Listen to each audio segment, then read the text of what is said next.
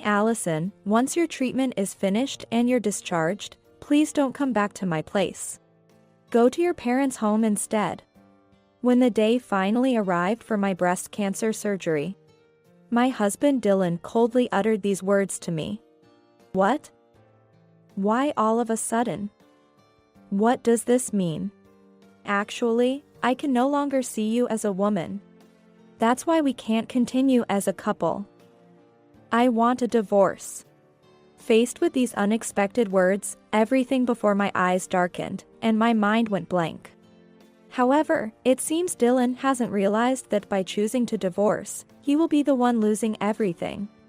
My name is Allison. I'm 28 years old and a full-time housewife. My husband's name is Dylan, and he's 34, older than me. We have been married for 3 years. Dylan works in sales at a general trading company and is expected to have a promising future as a young employee. Before we got married, I also worked at the same company as Dylan. I have always been good at math and majored in it in college, going on to graduate school. However, I couldn't pursue a career in research, feeling that it would be difficult to become a researcher as a woman. I gave up on that path and joined a general trading company. That's where I met Dylan, who would become my husband. Oh? Are you a new employee? Nice to meet you. Feel free to ask me anything if you're unsure. Dylan, assigned to the same department, greeted me warmly and kindly when I started working. Although it feels awkward to say this about myself, I was a finalist in a beauty contest during my student days, so I'm quite attractive. Being taller than average for a woman, I stood out among the new employees. Thank you so much. I look forward to working with you. I responded to Dylan, who had spoken to me, with a broad smile. Many men had approached me since my student days, but most of them were only interested in my looks and didn't listen to me seriously. So, I was used to just smiling politely to get through those interactions. However, there was something different about Dylan compared to other men I had met. Up until then, I had spent most of my time in the university lab, discussing with fellow students. As a result, I might not have had much knowledge about the real world. I often come off as flashy due to my appearance, but I'm actually shy and introverted. So, initiating conversations was challenging for me, and I struggled with interacting with new people. Allison.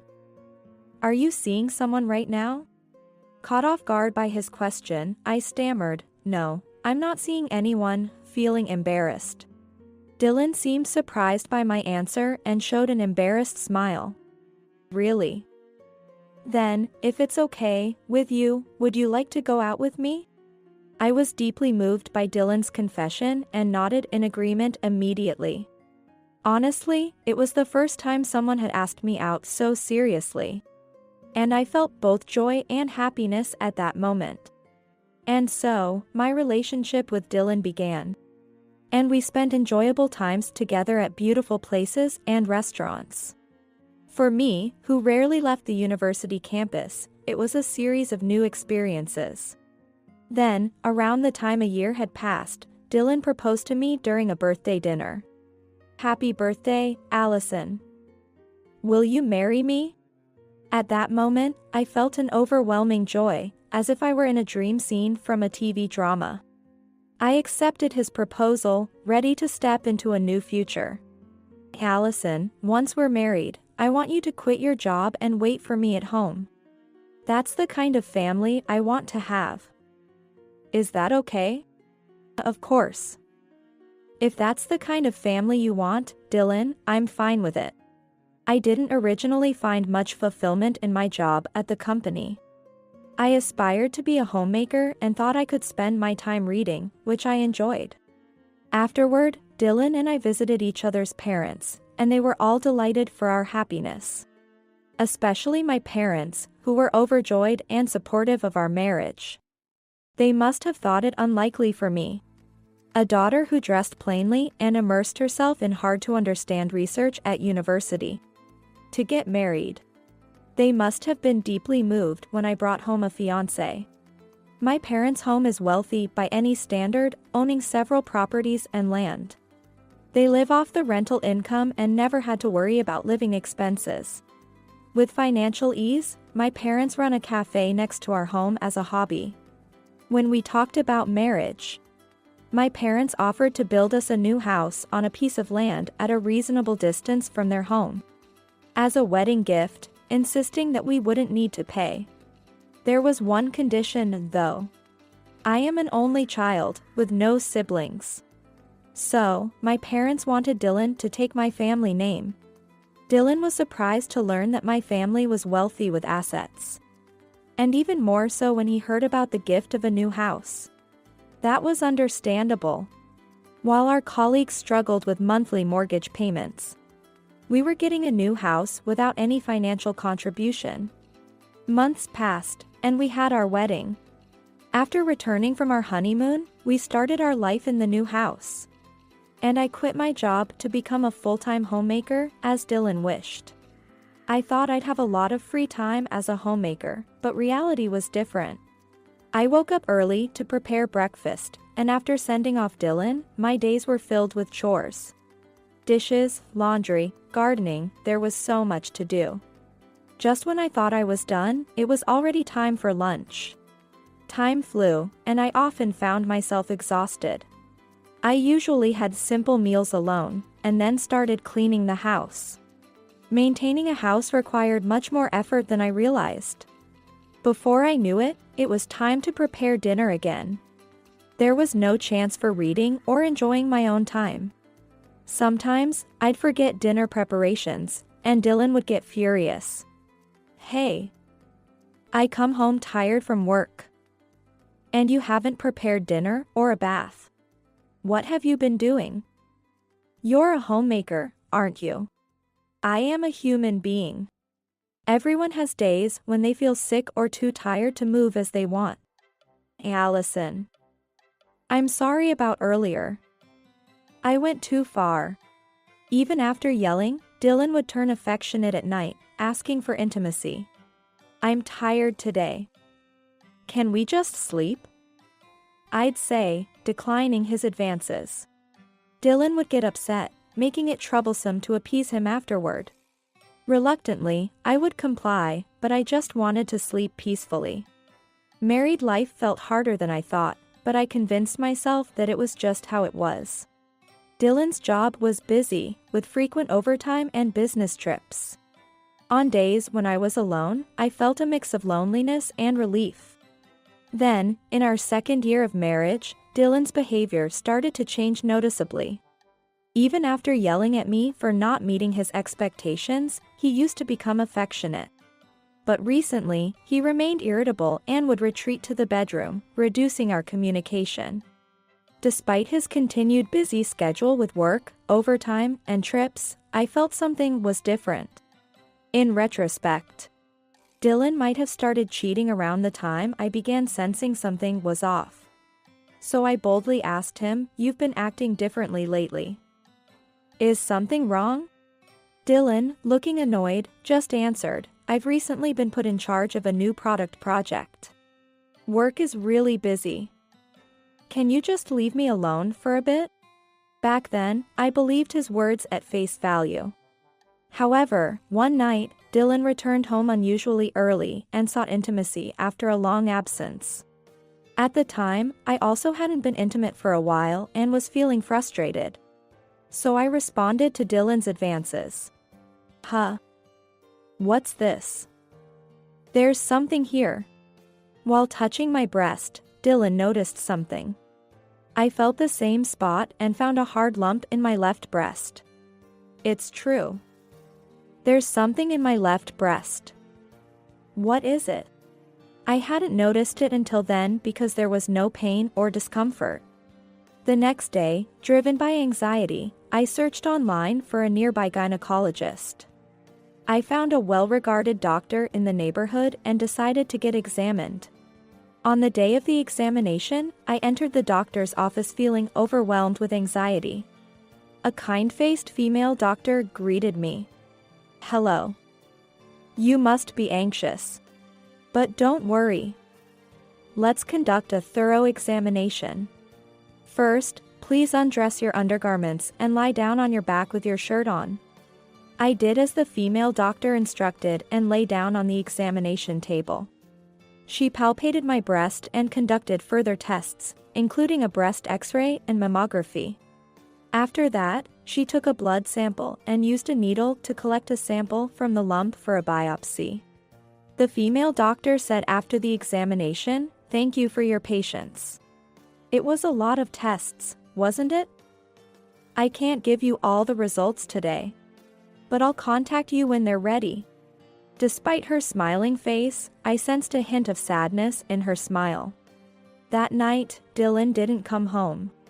I wanted to talk to him about the examination. I spent the night alone, feeling anxious and lonely. The next day, when I asked Dylan why he hadn't come home the night before, he apologized. "I had urgent work and had to prepare some documents in a hurry.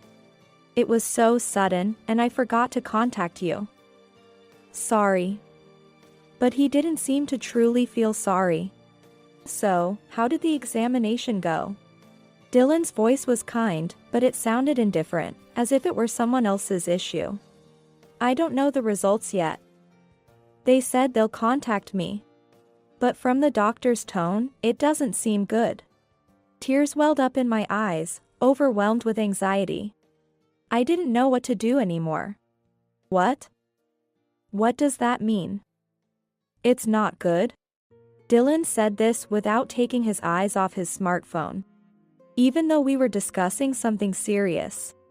Seeing his indifferent attitude made me feel like he wasn't interested in me at all. As I watched him, tears started rolling down my cheeks. Dylan didn't even try to notice my tears, absorbed in messaging on his phone. I lay down on the bed, crying myself to sleep. When I woke up, the morning sun was shining into the room, but Dylan had already left. A few days later, I received the results of the examination. The call weighed heavily on my heart. I wanted to consult Dylan, but he hadn't returned since that day. With a heavy heart, I entered the doctor's office, where the female doctor awaited me with a solemn face. "Hello. How are you feeling? Please take a seat first. Let's discuss the results." I sat down as prompted by the female doctor. "The results suggest a possibility of breast cancer. We can't treat it here, so I'll write a referral to a larger hospital. Do you have a preferred hospital?" The female doctor informed me of this. Though I had braced myself, hearing it directly left me shocked and speechless. "Well, if there's a good hospital, please." That was all I could muster to say. "All right. I'll refer you to this hospital," the female doctor suggested, proposing a large general hospital nearby. "Yes. That's fine. Thank you." Honestly, I was fine with any hospital where I could receive treatment. Later, with the referral letter from the female doctor, I headed to the general hospital. There, I underwent a series of similar tests. This time, in addition to the previous tests, I also had an electrocardiogram and lung examination. They needed to check if my body was fit enough for surgery. After all the tests, I was called into the consultation room for the last time. "About the test results, would you like me to disclose everything? If you prefer, I can tell you only part of the information." I wondered if something serious was discovered. The doctor deliberately asked me this. "Yes, please don't hide anything. Tell me everything." "Understood. Then, I would like to discuss the details of your illness and treatment. Plan based on the test results at a later date. Please come with your family next time." The doctor spoke quietly. "Yes, I understand. Thank you." I nodded as I answered, thinking I needed to convey this reality to Dylan and my parents. A few days later, when Dylan finally came home, I told him about the examination and the visit to the doctor. Eh? Do I have to go to the hospital too? I'm really busy with work now. It's impossible, isn't it? Can't your parents go alone just to hear the story? Despite the gravity of the situation, this was his response. I want to scream at Dylan, asking if he doesn't care what happens to me. Please, don't be so cold. I want you to come to the hospital with me to hear about the detailed results and treatment plan. I said this, holding back tears, with a trembling voice. All right, I got it. I'll try to make some time. Dylan looked at me and finally agreed, albeit reluctantly. The next day, I went to the cafe where my parents were and asked them to accompany me to the doctor. I had already told them about the diagnosis, but when they heard my request, they looked surprised and anxious. Allison, so, what about it? You can get better with treatment, right? My mother was teary-eyed. I couldn't answer her question. I didn't know either. I hadn't heard any details about the treatment yet and needed an explanation from the doctor. Wrapped in tension and stress, the day arrived. I reached the hospital early with my parents, but Dylan was nowhere to be seen. We waited a bit, but there was no sign of Dylan coming. Worried, I called Dylan. Hello? Oh. Was today the hospital day? I'm about to enter an important meeting. Sorry. I was shocked. I had told Dylan in advance that it was today, but had my message not reached him? Allison, what about Dylan? Why isn't he here? Seeing my shock, my father asked worriedly. Dylan suddenly got some urgent work. It seems difficult for him to come here. I forced a smile to not worry my parents, even though I could feel my face contorting. But that was all I could say. And then, I was told the test results, breast cancer. There was a part of me that expected it. But hearing the doctor say cancer weighed heavily on my heart. On the way back from the hospital, my steps felt as heavy as if I was wearing lead. Hey, Dylan. I went to the hospital today and got the results. I have breast cancer. When Dylan came home, I shared the results with him. Oh, really? That's tough. His response was surprisingly nonchalant, considering the gravity of the news. Why? It's inconceivable to react like this when your wife has been diagnosed with a serious illness like breast cancer. And they explained the treatment options. I'm scheduled for surgery the week after next. I think they're going to remove my left breast. I tried to suppress my desire to cry out loud and told Dylan in a trembling voice. But it's breast cancer, right? If it's for treatment, isn't it inevitable that your left breast will be removed? In stark contrast to my effort to hold back tears, Dylan responded lightly. What? Is that all you can think of? Don't you care at all that I'm going through such a difficult time? Unable to tolerate Dylan's attitude, I raised my voice in tears. Dylan quickly went to the bedroom, locked himself in, and I couldn't enter. From that day on, I never saw Dylan again. Every day, I was overwhelmed with sadness about my illness and Dylan's indifference. Crying until my eyelids swelled. On the day of my hospital admission, my parents accompanied me. Even on such a significant day, Dylan never showed up. This thought made me feel even sadder. Then, the day before the surgery, Dylan, whom I hadn't seen since that day, visited my hospital room.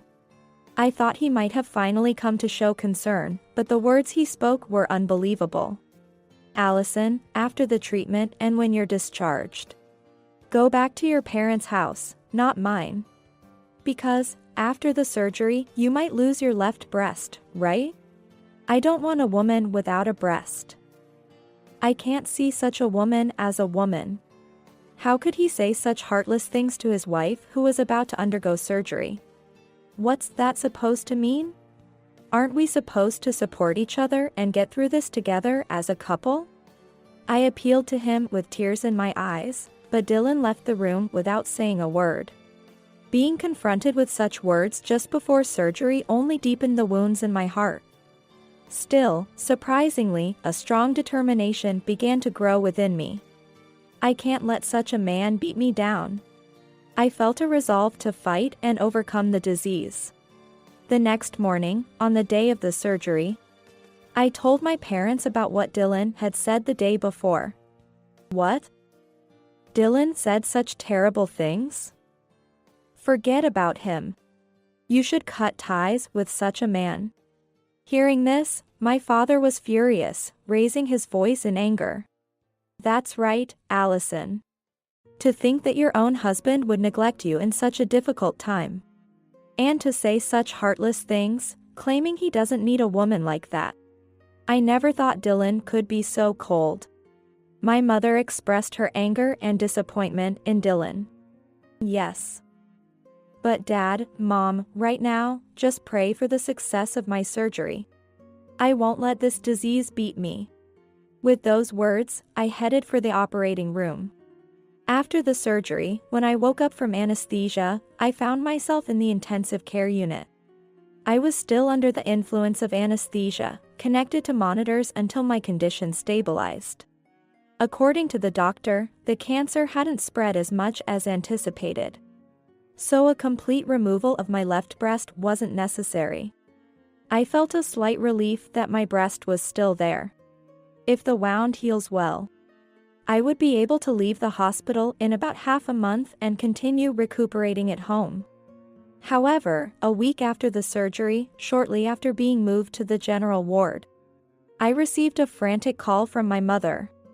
My father had collapsed and was rushed to the hospital in an ambulance. He had suffered a heart attack and it was already too late when he arrived at the hospital. Resuscitation attempts were unsuccessful. Just as I was preparing for discharge after a successful surgery, this tragedy occurred. No one around us had anticipated this. Being hospitalized, I couldn't move, so my mother and relatives somehow managed the funeral. Still, I couldn't get in touch with Dylan. Out of frustration, I called his company, only to be told that Dylan was on an overseas business trip and wouldn't be back for a while.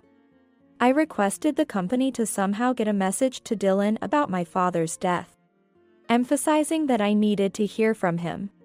I felt helpless, knowing how much my father had been worried about me, especially in such a situation. After being discharged, I returned to my parents' house. Not because Dylan told me to, but because I needed to discuss my father's estate with my mother. While discussing this, I received a call from Dylan. Hello, Allison? Congratulations on your discharge. I heard about your dad. My condolences. So, I have something to talk about. Can you come over here? Even though my father was his father-in-law, Dylan's voice was cheerfully unconcerned. Despite the fact that my father had just passed away. It almost felt as though he had been eagerly waiting for my father's death. All right, Dylan. Is next Sunday okay? I replied as calmly as possible, suppressing my anger. Next Sunday? Yeah, that's fine. I'll be waiting. Dylan responded cheerfully and quickly ended the call. Mom, who owns the land and house where we live now? I suddenly asked my mother. Your house and land? Let me think. Yes, they're in your father's name. The house, too. Why do you ask? My mother answered, tilting her head in curiosity. Can you get the documents for that property ready by next Sunday? As my mother arranged the documents on the table, she responded. Ready? All the documents for your father's properties are already here. Then, on Sunday, I set out to execute my decision. I signed the divorce papers and took the house registration documents with me as promised. When I arrived at the house, not only was Dylan there, but also a young woman. She wore bold makeup, but her face still held a youthful appearance. It was clear that Dylan had chosen her, a much younger woman, over me, which made me feel a mix of anger and complexity. Welcome. Come on in. Oh, this is still your house, too, right? Dylan greeted me, showing no remorse for having another woman present, smirking confidently. Yes. Is this what you wanted to talk about? I said that and thrust the divorce papers I had brought with me towards Dylan. Oh? Impressive. You caught on fast. This makes things easier. Let's wrap this up quickly. Saying this, Dylan took the divorce papers without hesitation, quickly signed his name and handed them back to me. The woman next to him remained silent throughout, just staring at us. Man, your dad dying was just perfect timing. Now this house is all mine. He said this while looking around with a pleased expression. Huh? What do you mean? Why would this house be yours? I exaggerated my reaction, almost mockingly. Then, I laid out the documents on the living room table and showed them to Dylan. Hey, where do you see your name on the title of this land and house? This house has always been in my father's name. You think it's yours? Are you stupid? I exclaimed, barely concealing my incredulity. What? This house was a gift from your father to us, right? That's why I took your surname, so I should be the heir to the inheritance, right? Dylan said this seriously as if he truly believed he was in the right. Was he really that naive? It would be absurd if he was. Hey, did you ever legally become my father's adopted son when we got married? That never happened, right? And you don't own this house either. Ever signed any documents? No, right? So, the inheritance rights to my father's estate belong only to my mother and me. You don't have any rights to it. I stated this emphatically. You're just my spouse. That means you have no relation to my father's inheritance. Hearing this, Dylan suddenly became flustered and stammered, Eh? What do I do now? Hey. What's this? This is not what you told me. You said you had a house. And you were kicking out your wife, so I agreed to date you. You're so pathetic. The woman, sitting beside Dylan, started to rage upon hearing this. Well, now that the divorce papers are signed, once they're submitted to the office, you and I will be strangers. What you do after that is up to you. But this house will eventually be inherited by me. You can't stay here forever. What will you do? I said this, fluttering the divorce papers in my hand. Dylan looked disappointed and collapsed to his knees. Oh, if you two really want to continue living in this house, I could sell it to you. But you know, the land prices around here have gone up quite a bit. Combined with the house, it might cost a lot. I continued with a slight smile. Dylan then showed interest, asking, Really? You'll sell it? How much? Yes, that's right. Just buy it. Let's buy it. The woman chimed in, egging Dylan on. Well, right now, the house and land might be around $1 million. I exaggerated a bit, but the value of land in this area has increased compared to before. Considering the combined value of the house and land, it could amount to that much. What? $1 million? Hey. There's no way we can pay that kind of money. Are you kidding us? Exactly. That's way too expensive. That's a ripoff. Hearing the price, the two of them were incredulous, raising a ruckus. Well, if you think my price is too high, why don't you consult a real estate appraiser? But I think you'll find it's not as cheap as you hope. After surgery, I felt a newfound confidence within me. I was surprised at myself for standing up so boldly. considering how introverted and timid I used to be. Yes, people can change if they have a strong enough will. But really, Dylan? Did you actually think that by taking my last name, my father's assets would automatically become yours? How foolish can you be? Didn't you know that's not how it works? I said this, laughing at Dylan's ignorance and misunderstanding. Allison, I'm sorry. I apologize. It was all a joke, this divorce thing. It was just for fun, you know, just messing around with her. Please don't take it seriously, I beg you. Dylan suddenly started to fawn over me, trying to appease me. That's terrible. What do you mean? You said you were going to marry me. You said we'd live together in this house after divorcing your wife. Was all that you told me a lie? The woman became furious, her eyes narrowing as she raised her voice at Dylan. What's this? You're not divorcing your wife, and this house isn't even Dylan's? That's totally different from what you said. What's going on here? The woman's anger reached its peak, her face turning red with fury. By the way, Dylan, didn't you say you're not interested in a woman without breasts? Why don't you live with her then? Sounds like a good match, don't you think? Oh, and I'll give you a week to think about it. If you decide to leave this house, please do so quickly. If you leave anything behind, I'll dispose of it, just so you know. I said this with a smile, then confidently left the house. After I left, I could hear loud arguments and the sound of something breaking inside the house. But that was no longer my concern. If anything was broken, I would make sure to send them a bill later.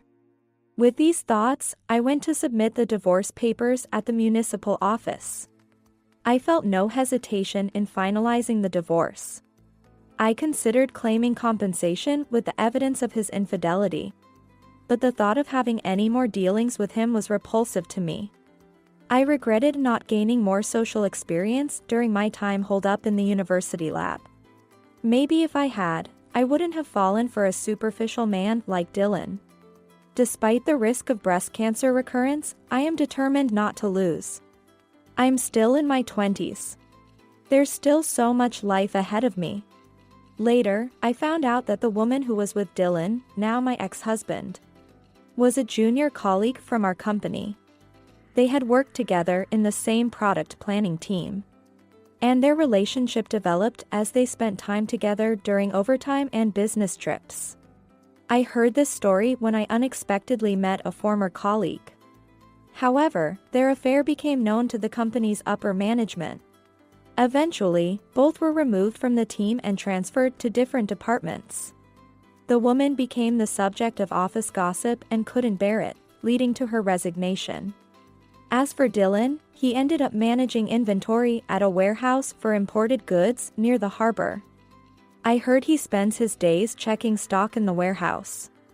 Technically, it was a promotion in terms of position, but in reality, it was more of a demotion.